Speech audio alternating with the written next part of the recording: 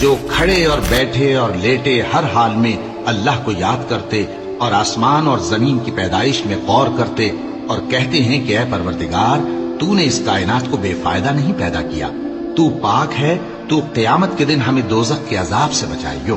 اے پروردگار جس کو تو نے دوزخ میں ڈالا اسے رسوا کیا اور ظالموں کا کوئی مددگار نہیں ہوگا۔ اے پروردگار ہم نے ایک پکارنے والے کو سنا کہ ایمان کے لیے پکار رہا تھا کہ اپنے پروردگار پر ایمان لاؤ، تو ہم ایمان لے آئے۔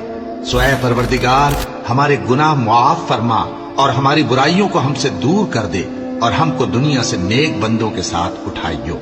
اے پروردگار تو نے جن جن چیزوں کے ہم سے اپنے پیغمبروں کے واسطے سے وعدے کیے ہیں وہ ہمیں عطا فرما اور قیامت کے دن ہمیں رسوا نہ کیجیو۔ کچھ شک نہیں کہ تو خلاف وعدہ نہیں کرے گا۔ تو ان کے پروردگار نے ان کی دعا قبول کر لی اور فرمایا کہ میں کسی عمل کرنے والے کے عمل کو مرد ہو یا عورت ضائع نہیں کرتا۔